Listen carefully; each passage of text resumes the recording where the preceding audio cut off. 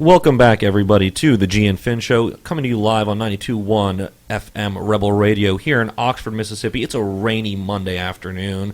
I'm your host, George Ruggiero, and this is John Finnegan. And we're going to start things off with a little bit of talk about the Saturday's Ole Miss loss to Texas A&M. A&M ended up winning that game and covering the spread, 24-17. What are your initial thoughts on that game, John? I think Grayson Weir of Red Cup Rebellion kind of put it best. Ole Miss lost another game this year that we should have won. This is a team that played, Arkansas, Memphis, Cal, all games we should have won, and we should have won this one too. Just for me, this was a real heartbreaker because for me, it's kind of last shot at an attainable path to bowl eligibility, which I don't see one anymore.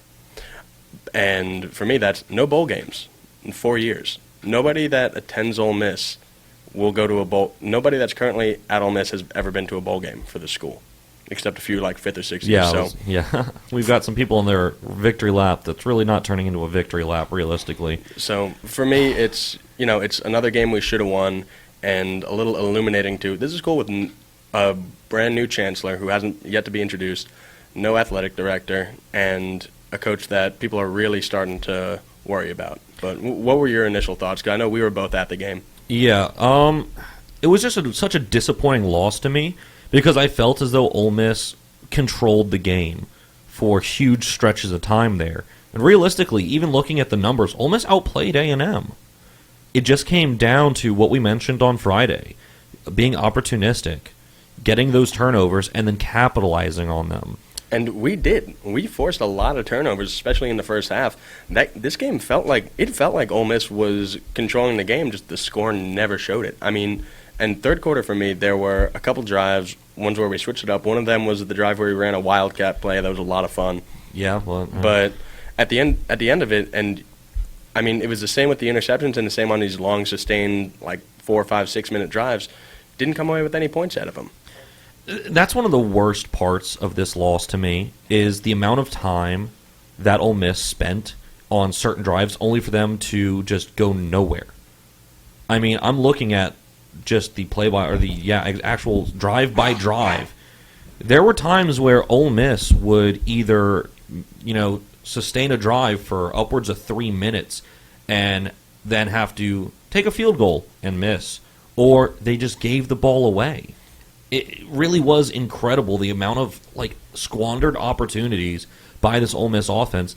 And to me, that is the biggest question mark because Ole Miss's defense played well. That defense came out. The defense let up play 17 points against a team that was ranked until last week. We let up almost twice as many to Mizzou. But for me, there were kind of 4 key plays. Well, 2 were drives, and you mentioned this, but we said on Friday, turnovers were going to be the game, and similar on turnovers. Here's the difference: is Kellen Mond doesn't throw a lot of picks. He threw us 2 in the first half. Yeah, he's usually very accurate, and he does not like to give the ball away, especially over the top. He prefers to take sacks, and he took a few of those too, so even including on the first play from scrimmage. But one wound up in a punt, one wound up in a missed field goal.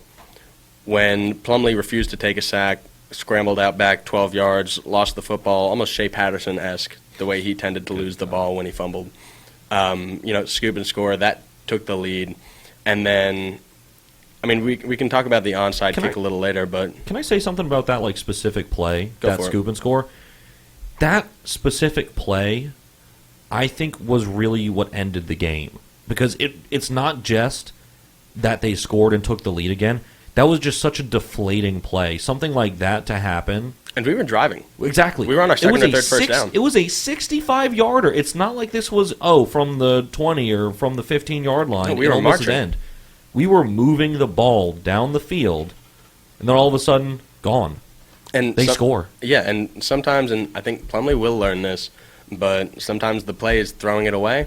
Sometimes the play is taking a sack. And since he's a guy who, when the pocket breaks down, he wants to run for it. Guys like Chad Kelly he'd scramble he'd break a tackle, scramble out, and then either throw it away or chuck it downfield to a good receiver. Plumlee's plan was scramble away and then get up one of the sidelines. The pocket collapsed just way too bad for that, and he wouldn't let himself take the sack. I get where he's coming from. I think that'll come as he matures and as this may happen one or two more times. This one just was a dagger. But I agree with you. I feel like that's what really did end the game. That was when it went from, oh, yeah, Ole Miss seems to be winning, just we'll pull away. I expected us to pull away in the third quarter. It felt like we were going to. And the thing is, like you said, it's all about experience with these guys. You even saw Matt Corral do the exact thing that it seemed inexplicable, but if you look at it again, just second time over, it was the right move for him to throw that ball away. It was late in the game, but that pocket was, gone in an instant, gone in a snap of the fingers, and he just threw it to the sideline because he had no open receivers and didn't want to turn the ball over for a second time. Would you rather throw a pick or wind up punting from the same spot you're at, or take a sack and be punting from a little bit further back? It was the right call. Yeah, it's not a great play. It's not a successful play, but it puts you in a much better situation than it could have. Exactly. It's the game itself. Just from the start, just the way that our defense came out and just shut down A&M early in the game, and then following that up with the offensive playbook we used. I don't even know if I can call it that. I really think that most of this game has to come down to the coaching staff. That's where I'm putting this on. I'm not putting this on the players. I can't put this on the players, no. No. You obviously saw that they went out there, played their hearts out, but they just couldn't get it done. And I don't think this is on them. This is on Matt Luke. This is on Rich Rodriguez. This is not on Mike McIntyre, because that defense came out to play even when they were down two of their starting linebackers. Those freshmen came in and they played well. Yeah, we let up 10 points in the first half, missing two starting linebackers. That was next man up. That's exactly what you like to see. I'm liking McIntyre's defense a lot. This loss is not on them. If A&M didn't score on defense, it would have gone to overtime. It would have been 17-17. But what I didn't like was the lack of capability to make halftime adjustments. That's one of the things that's the dictator of a good coaching staff and head coach especially, where if you're losing going into half, or you should be winning by more, we should have been winning going into half. It was 10-7 A&M. It felt like we were winning because there were a couple sustained drives just a couple sustained drives that didn't go anywhere and we didn't get anything out of. But there was one play towards the end of the half. Kellen Mond had a 22-yard run, and I think once we realized, okay, that's where our weakness is for them running the football. They had Isaiah Spiller, 16 carries, 78 yards. It's 5 on average, and he had one of their touchdowns. Spiller had a good game. Yeah, he had a good game. I'm a little bit surprised. Kellen Mond kept it himself as often. He had 15 carries for 76 yards, pretty much identical stat line, but a lot of those came in the second half, we just couldn't stop him. We couldn't stop Mond from running the football. And that's the thing. We saw a couple plays specifically where the defense kind of just opened up in the middle. And thing is, I put a lot of that on just the amount of time they were on the field. Yeah.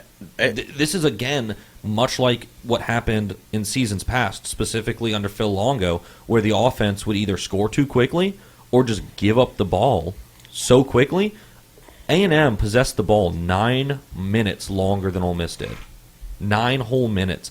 That doesn't sound like a long time in terms of... That's almost a quarter of a football game. Exactly. That's almost an entire quarter of the game that A&M had the ball in offense, and Ole Miss kind of just had to sit there and try and soak up as much pressure as they could, and they did. They did a fantastic job of that.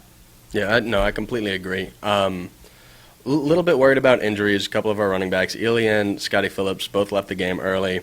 Ely with one of the best calls I've ever heard. And just an electric run. Broke a tackle towards the end. And do we have that audio today? I think I do. Let me see if I can get this to play for you real quick. But while we're on the topic of our rushing, Phillips, he also looked good. I mean, Ely had 6 carries, 80 yards. Phillips got the majority of carries, 14 to Plumlee's 13, 67 yards. Snoop and Ely were our guys who scored touchdowns on the ground. And then Dennis Jackson got in the game. I'm excited to see what we can do with him. Tyler Knight had a carry as well. I'm liking where our running back room is right now. All right, yeah, I've got it. I've got the audio of that the SEC Network call for Jerry and Ely's touchdown run. And if you didn't see it, it was electric. We should see a lot of nickel tonight for Texas A&M. Jerry and Ely The freshman's got the sideline. He's got speed to the 10, and he stays on his feet for a 69-yard touchdown run. Nice.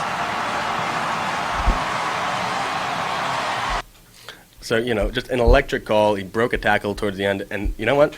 He had a nice game. He really did. He had a great game, even though he did leave early.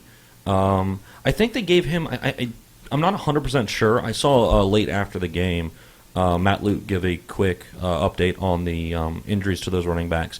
Phillips was held out with, I think, a knee, but according to Luke, he said he felt fine. I think Ely just took a big shot upstairs, and they held him out for precautionary reasons. And, I think we're in a spot where if our running backs get a little banged up, we can take them out, and we don't lose too much. No, we've Snoop always Connor was... We've always got guys who can get back in.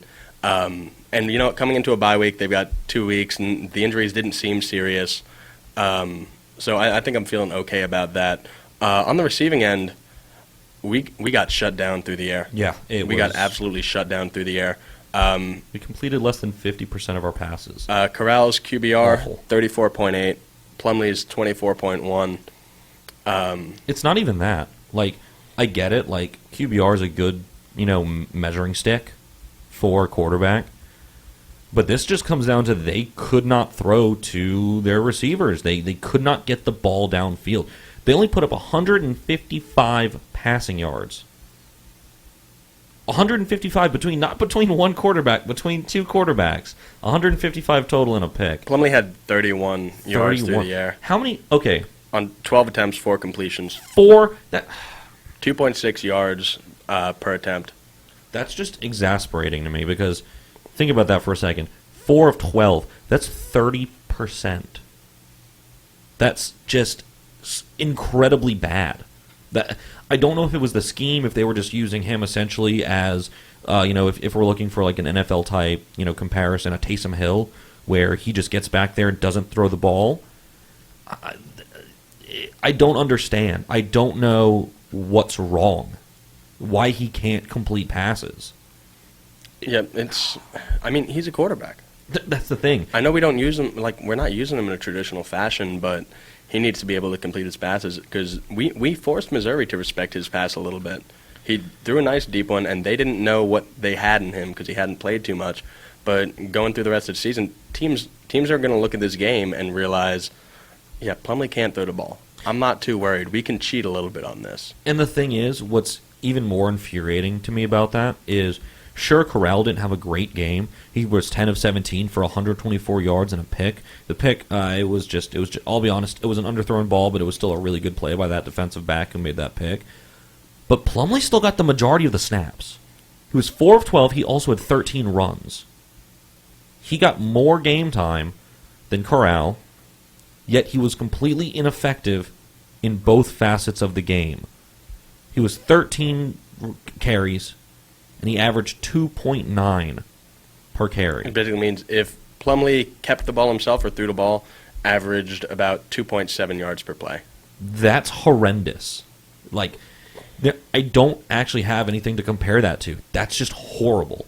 I don't know why he was getting the majority of the snaps at that point. Once you see that it's not working, you have to make a permanent change. You don't just keep running them out there and do this whole fancy trick thing that you're doing. I get it. I understand why you're doing it. But you can't keep doing it if it doesn't work. And I think that's what Matt Luke lost.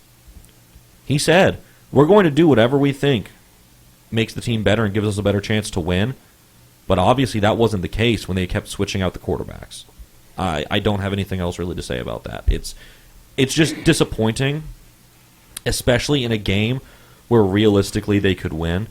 And I thought about it a little bit, and there actually is a player that I could put some blame on. Luke Logan. What are you doing? I understand that the conditions for the game weren't great, and you had one of those kicks tipped, but come on. This is supposed to be your gig. This is what you do, is just kick the ball. I understand, yes, there's more into it than that. The holder has to hold it and all that, but still. He was 1 of 3 for the day. Yeah, he hit both extra points, but 1 of 3, and both of those attempts where after long, sustained drives, where the other half of the offense just couldn't get it done. Yeah, would have been a better game if he made the kicks. And you know what? I try not to put too much blame on kickers, especially college kickers. It's a tough game. I mean, even Rodrigo Blankenship missed a field goal to lose to South Carolina when he was, that was not this past weekend, but the weekend before.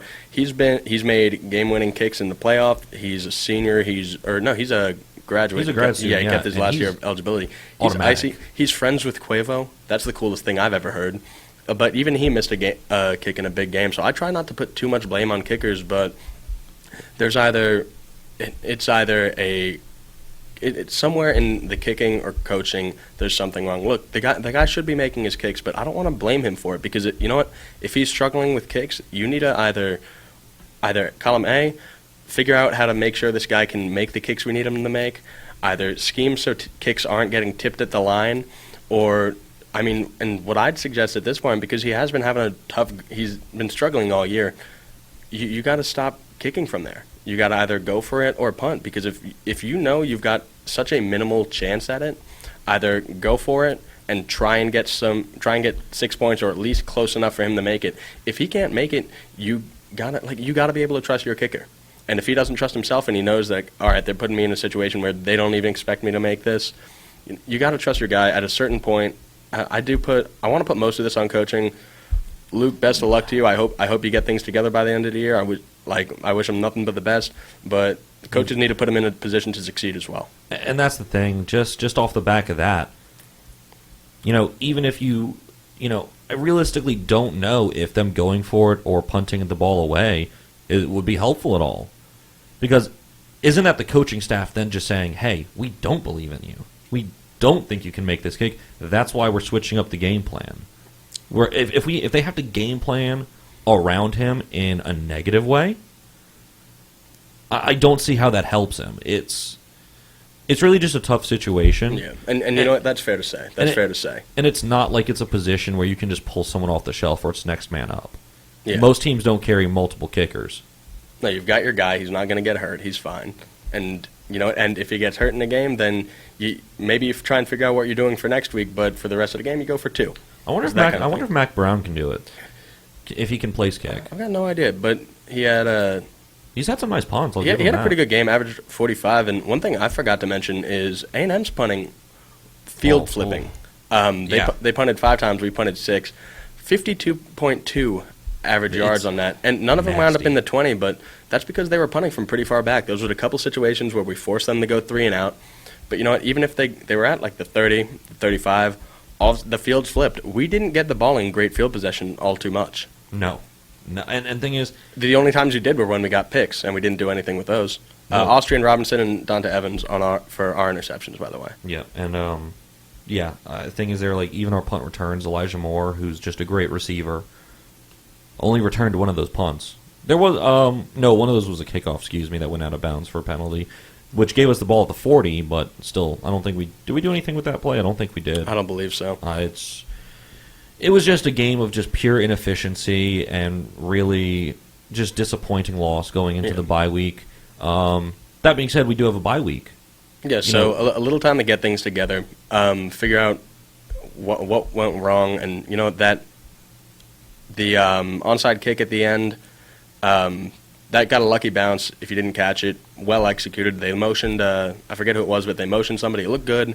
Wound up bouncing out of bounds, but it was our man, ball, and end zone in between. So that would have went house if we picked it up. Oh, yeah. But I think that's all I've got to say about this game. That's all I've got, too. So we're going to go for a quick break here. We'll be right back just after this. Welcome back to the G and Finn Show on 92.1 Rebel Radio. We're about to get into it with a little bit of around the SEC, college football, and the NFL last weekend and tonight. So, around college football and the SEC, for the most part, with 2 exceptions that I saw, these ranked teams, they took care of business. Yeah, I didn't see much, yeah. Yeah, LSU, Mississippi State, 36-13, just for the SEC, we'll run through real quick. Can we talk about something about that game? What did you see? Huh? What did you see? Well, Burrow? I saw a lot of Joe Burrow that I did not need to see. Yeah, so 4 touchdown passes on a, sometimes you'll grab a guy's uniform. You might grab a towel out. Not this game. Yeah, one of the Ooh. Bulldogs grabbed pretty close to the belt, and you can find those online. That's Lack of not really belt. not really suitable to an audio format. No, Burrow But, was not wearing a belt. Let's just go ahead and say that. Over in the East, Georgia took care of Kentucky, shut them out with 3 touchdowns of their own. That was 0-0 going into half, which is a bit weird. Yeah, that's. I mean, Kentucky. I know that they're usually pretty solid on defense, but I mean, they aren't. They don't have Josh Allen anymore. And you know? that game went kind of quick. Fromm only threw 12 passes, Whoa. completed 9 of them. I mean, that's a good percentage. But then that's 35 yards. DeAndre Swift, 21 carries, 180 yards, and 2 TDs, both I in mean, the third he's quarter. insane. He's great. Auburn took care of Arkansas, 51-10. No surprise there. Likewise, Florida, 38 over South Carolina, 27. We have, One upset in the SEC over in the East. that's right. A couple of the black and gold teams that Ole Miss has seen this year. Vandy came out to a 14-7 lead going into half. Missouri tied it up at 14 in the third, and Vanderbilt ran away with it for their first SEC win of the season. Can I just say how infuriating that is to me? The fact that we host Vandy, crush them, go to Mizzou, lose, and then Vandy comes in and beats Mizzou. Yeah, maybe that home field advantage in Columbia's got something to it. Maybe not. Probably And not. It last wasn't game, great. everyone in the SEC played. Everyone had an SEC game. So, a lot of fun if you like SEC action, unless you like upsets. Unless you're a Vandy fan, but, I don't think any of the 8 of them listen to this show. Probably And not. No. Bama took care of Tennessee. Around the horn, Well, something interesting with that game actually. go for it. Tua Yeah, got hurt, yeah. which I'm hearing a low ankle sprain. That's what I 2 heard. weeks is what I heard. is weird because ankle sprains usually take a little bit of time. Yeah, usually to, 3, to 4, really 5. heal. My understanding, just from having Saquon on my fantasy team, is kind of the higher up it happens while still part of your ankle and not really getting to the main bone. The higher up, the worse. So if it's a low ankle sprain, which he said he felt fine, It's I'd probably expect just precautionary. Yeah, I'd expect 1 to 2 weeks. However, he expects to be back for the LSU game. Which that's pretty much the biggest game of the year realistically because I don't see either of those two teams losing. They're not going to lose between again. now and then. No, I don't see it. And you know what? This might determine who faces off with what's looking like Georgia in the SEC championship game in Atlanta. Actually, Florida. Oh yeah, Florida right Florida, now. yeah, Florida Florida's right now. killing it. Florida's 7-1, 4-1 they're in leading. conference. Yeah. Georgia 3-1 in conference right now. And then Auburn. If somebody gets upset, take a look at Auburn. Only 1 SEC loss so far. Oh yeah.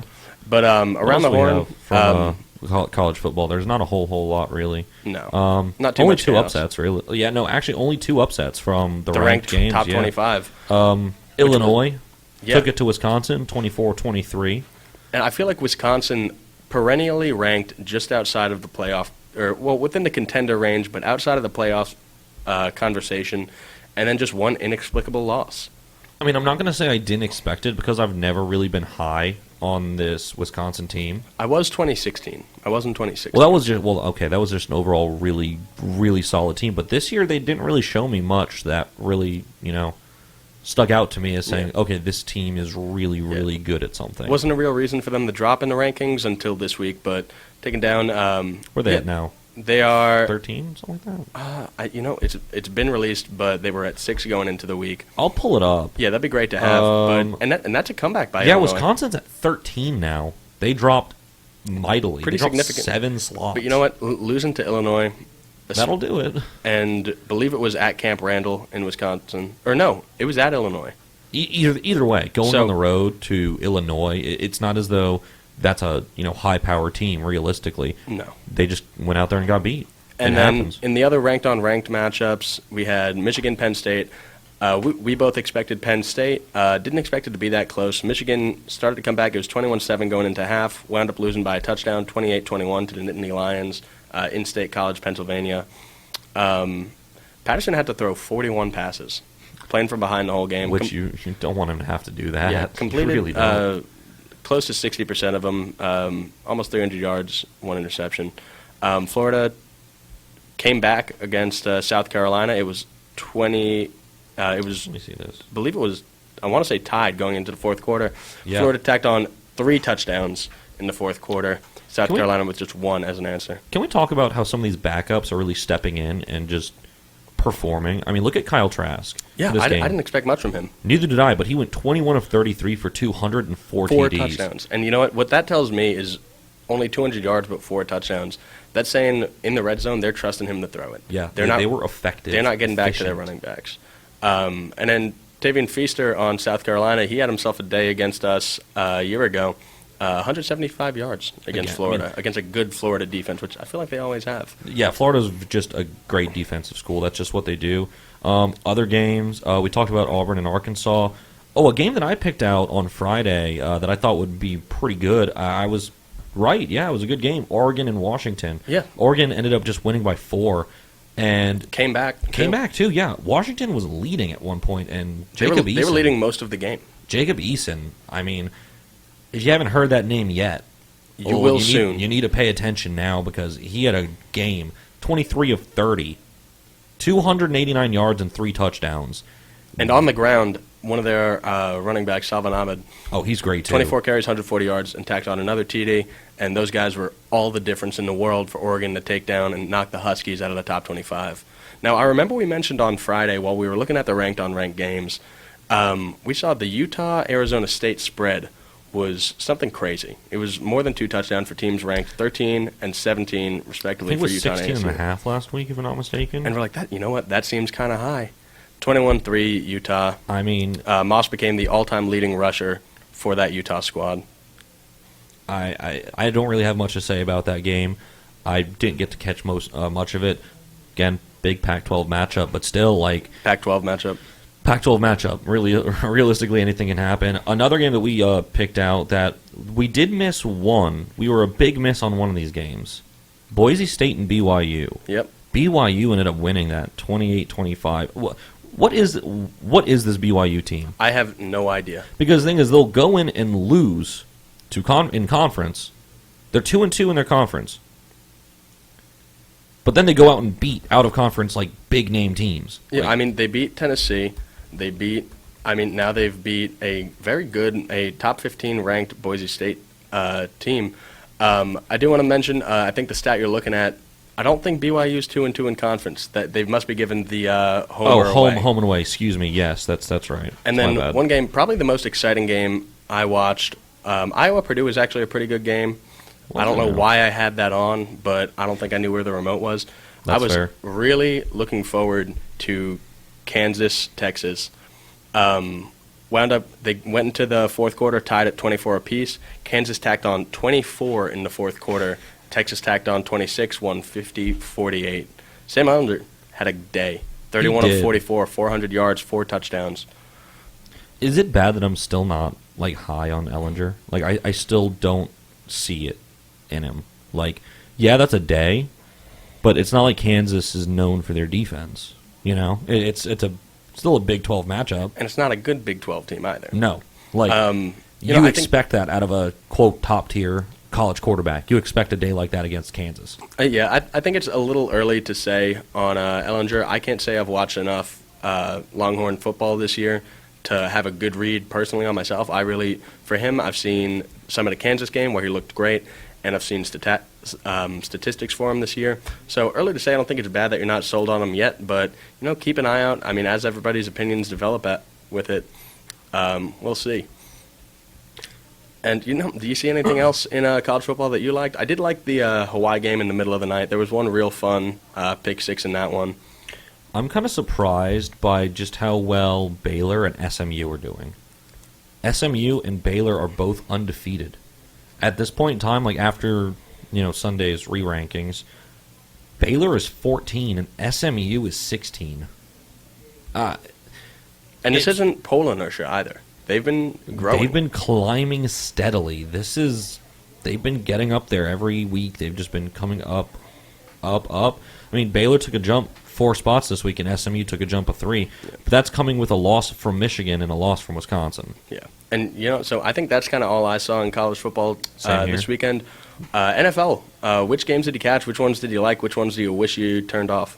I'll be honest. I kind of wish I turned off the Rams in Atlanta. Ended up being 37-10 Los Angeles. And- Jared Goff actually was not Jared Goff this game. And the Rams defense. Ooh. I'm glad I've had them. I've been stashing them and playing them. Look, I drafted them too high to not play them, and I know the second I took them out, they'd blank somebody. Yeah. But, yeah, I mean, Rams D allowed only 10 yards, and on defense, 5 sacks, 8 tackles for loss, 2 deflected passes, I think 2 fumble recoveries and an interception. Let me take a look, actually. I want to see how Jalen Ramsey played, because he was recently traded to the Rams for a lot. Well, and it's always tough to find stats on cornerbacks just for like targets and everything. But Ramsey had 4 solo tackles and a tackle for loss. That's not bad. That's not solid. at all. And a defensive score for LA as well. Also, Atlanta had 3 points going into the fourth quarter. I mean, yeah. Thing is, Matt Ryan got hurt. He hurt his ankle. We don't know his status just yet. Matt Schaub had to come in. Updates expected around 2 p.m. for Ryan. Yeah, Matt Schaub came in. He was okay, 6 of 6 for 65. They went to Devonta Freeman, but again, not much there. Also, did you see Aaron Donald just manhandle Freeman? I just assume he does that. Like, he was like pretty much using his shoulder pads, like lifting him up like a child. It was very funny. That's incredible. Like, did you just like catch it? I wish I had, but you're gonna have to show me. I'll show you after. But he was like not even by like a part where you think it'd be easy to pick someone up, like by like the armpit level. Like, it was funny. He just grabbed him and was like, "No, we're taking this somewhere else." That's great. And other notable games, the 2 I caught Texans Colts. Jacoby Brissett looked fantastic. 26 of 39, 330 yards, 4 touchdowns. Colts took down the Texans 30-23. And Zach Pascal stepped up big time. 100-yard receiving game for him. Not bad. And a couple touchdowns for him. 49ers blanked the Redskins 0-0 going into half. 1 and 2 field goals for the 49ers in the third and fourth quarters. 49ers improved to 6-0. Ooh, I've got another one actually that is pretty pertinent, I would think, especially living around here. The Titans. Yeah, that was the game I started my day watching. Yeah, Tennessee and L.A. That was a weird Was this game. in Nashville? That was in Nashville at Nissan Stadium. Wow. But now I think it's time to really make the decision for the Titans. Who's your starting quarterback? Yeah. Who is it? I don't know where this level of play Came from Ryan Tannehill? And I know, look, when you draft a guy as high as Mariota was drafted, He you was almost one. get it's Wasn't he? yeah 1 overall. Yeah. You get sunk cost fallacy. It's like when you've got a car that just keeps breaking down. At what point do you cut your losses? But Tannehill did have a couple fumbles. Actually, the team got both of them back, so none of them wound up being turnovers. But Didn't throw any interceptions. He threw one. He threw a pick. Oh, did he throw a pick? Oh, yeah, he But did. the thing is, the rest of his game was fantastic. He had a great game. 23 of 29, 312, and 2 touchdowns. When was the last time we saw a game like this from Tannehill? College. Was it? I mean, I think he had at least... You're not wrong. At least the last time I saw one, he may have had one. He had 1 or 2 in Miami. But weird game at the end. Running out of timeouts and runoffs and penalties and goal line stops and a whole lot of referees. The last 45 seconds lasted about 20 minutes. And you see it a lot. This was a particularly bad case of it. Tennessee winds up getting a win at home 23-20 after outscoring them 13-10 in the final fourth, quarter of the game. Cowboys-Eagles. that was a good game. Well, No, it wasn't. I mean... If you're Dak Prescott's bank account, that was It's a a great great game. Only 1 touchdown, but completed about 3/4 of his passes for 240 yards. Yeah. Zeke had a great game, but 37-10. One thing I've noticed, and people have mentioned it to me, when I used to watch the Giants when I lived in New York a little more, it didn't bother me as much, but NFC East always gets the Sunday night slot, and it's never a great game. Especially this year, but I mean, both teams 3-3 going into the game. Difference being Cowboys coming off a tough loss, and Dak needing to get paid last night. And, if that's the game I see, he's getting paid. If I watch any of the 3 before it, maybe not, but... If that's the only one you look at, you definitely have to. And I think a lot of that, actually, with this game, it's not just Dak who gets saved from this. What about Jason Garrett? I mean, sure, he has to have something on Jerry Jones to still have a job. Yeah. There's got to be something And lurking back there. Shut down in the last 4 games entirely. Tonight, New England Patriots will travel to MetLife Stadium to take on the Jets in an AFC East matchup. New England favored by 10. Jets coming off their first victory of the season over the Cowboys. Patriots still undefeated at 6-0. Brady's still Brady, but Jets have their quarterback back. They're getting a great linebacker they picked up from the Ravens back in Mosley's C.J. healthy Mosley. now? Yep, Mosley is expected to Nice. play. Listed as questionable, but full Hey. practice on Friday. Yeah, then so he'll probably play. Could be a half-decent game. You know how those divisional games can get, always a little closer than they have any right to be. I think that's all we've got on football right now. We're going to take a quick break, and we'll give you a quick recap on some playoff baseball and preview just a bit of your World Series. All right. Welcome back to the G and Finn Show. Just before we head out, we're going to do a quick recap of some MLB playoff baseball. The ALCS is over. The Houston Astros are moving on to the World Series. They took Game 6 in Houston, 6-4. It was a tight game. It was a great game. DJ LeMahieu with a 2-run blast in the top of the 9th to tie the game. But the man, the myth, the legend, Altuve with a 2-run blast of his own to win the game, sending the Stros to the World Series. What do you see for this World Series matchup? Stros in 5. Stros in 5. Wow, that's... Will it even go 5? I'll give them one game. Yeah, I'll give Washington Give 'em one one game game. at home. They're hot. Yeah. They just came off a sweep, And- so they've had time to rest as well. But, I mean, I'm just looking at these Game 1 and Game 2 pitching matchups, and it's a great game. They're going to be great, you know? Yeah, I mean, I think the first few games are going to be fantastic pitching matchups. Should be a fun World Series, no matter who you got. It's going to be exciting. Nationals fan happy to be there. Astros fans happy to be favored. I think that's all we've got for the show today. We'll be back here on Friday at 6 p.m. To preview our bye week. But until then, I've been John Finnegan, And I've been George Giro. and this has been the G and Finn Show on 92.1 Rebel Radio.